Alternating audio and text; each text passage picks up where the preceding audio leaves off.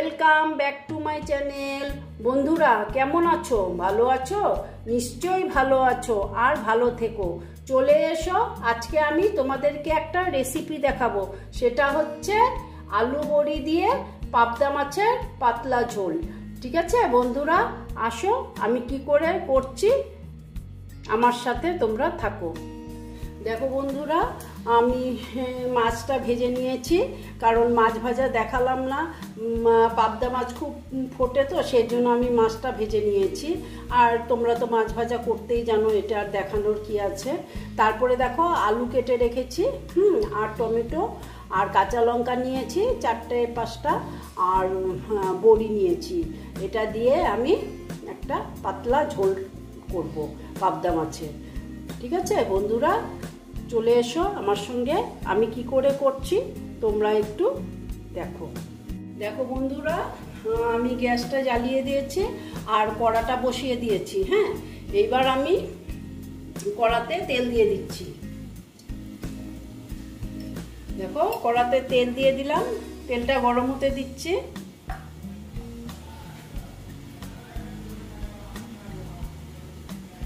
দেখো বন্ধুরা, আমি এখন প্রথমে বড়িগুলো ভেজে নেব।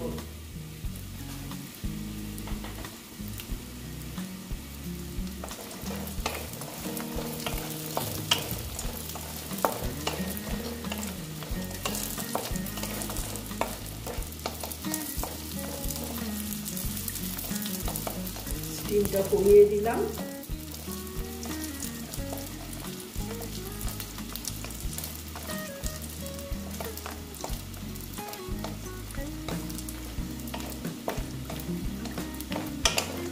দেখো বন্ধুরা, বড়িগুলো প্রায় ভাজা হয়ে গেছে। এবার আমি বড়িগুলোকে তুলে নেব।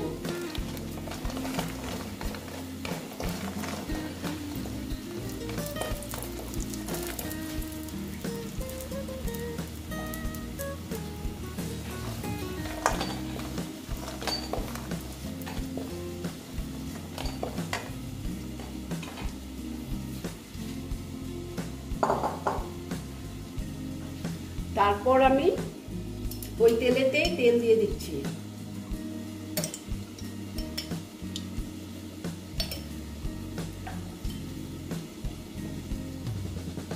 তেলটা গরম হতে দিচ্ছি।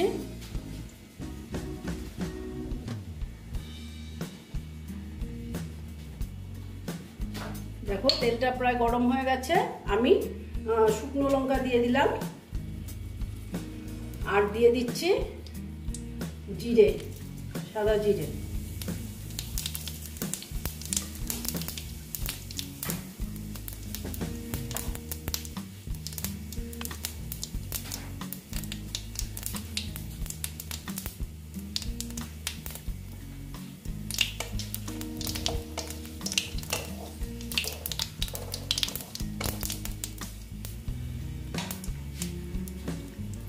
দেখো ফোড়নটা হয়ে গেছে, এবার আলুগুলো দিয়ে দিচ্ছি।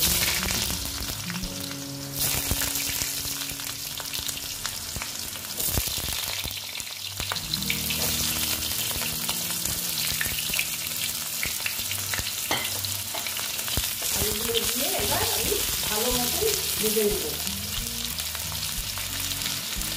আমি একটু হলুদ দিয়ে দিলাম, দিয়ে আলুগুলো ভালো মতন ভেজে নিচ্ছি।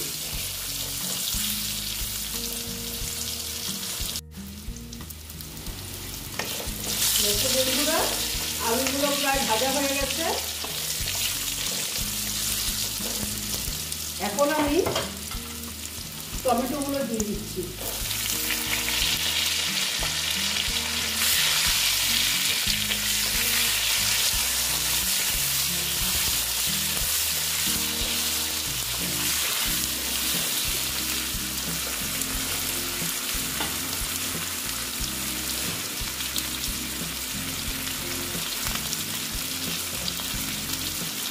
দেখো এরপর আমি দিয়ে দিচ্ছি জিরের গুঁড়ো,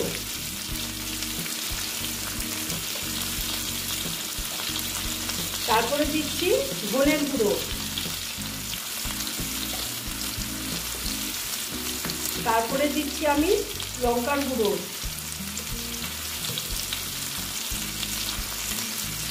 তারপরে দিচ্ছি এখানে দেখো কাশ্মীরি লাল লঙ্কার গুঁড়ো।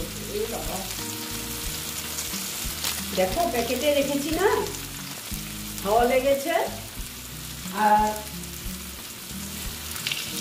একটু জল দিয়ে দিচ্ছি, নাহলে পুড়ে যাবে তো।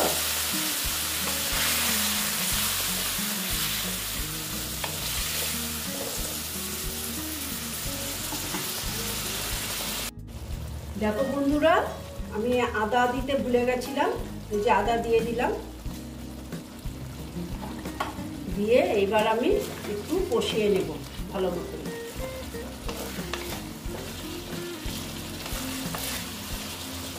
তোমরা তো সবাই পারো, এটা সাধারণ রান্না, তবুও দেখাচ্ছি।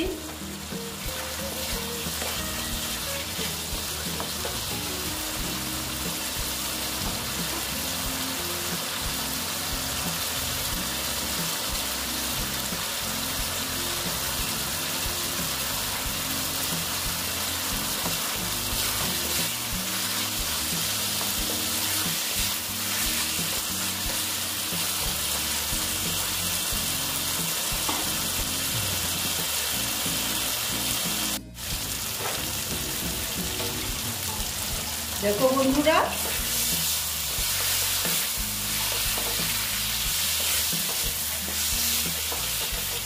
একটু কষিয়ে নিচ্ছি।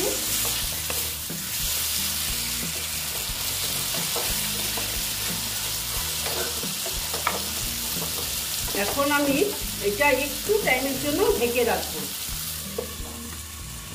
স্টিমটা কমিয়ে দিলাম। ঠিক আছে বন্ধুরা, দেখো বন্ধুরা, আমি দেখে নিচ্ছি।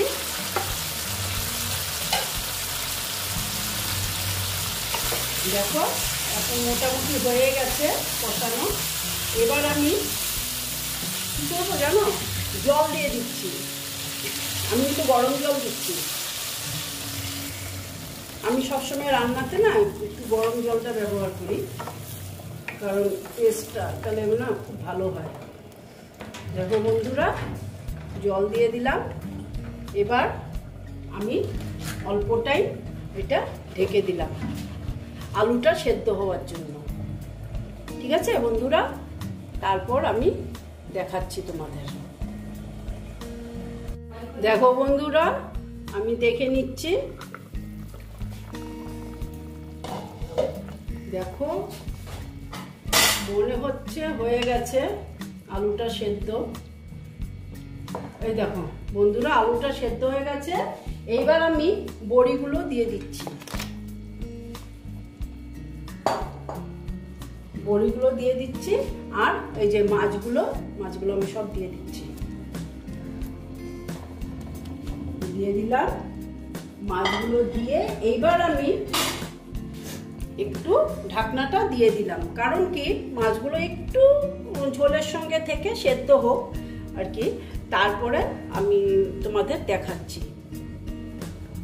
দেখো বন্ধুরা, এবার আমি দেখো ফুটে গেছে। এইবার আমি না কাঁচা লঙ্কাগুলো দিয়ে দিচ্ছি। কাঁচা লঙ্কাগুলো আমি পরে দিচ্ছি, কারণ ঝাল বেশি হয়ে গেলে খাওয়া যায় না, তো আমরা একটু ঝালটা কম খাই, তো সেই জন্য আর কি।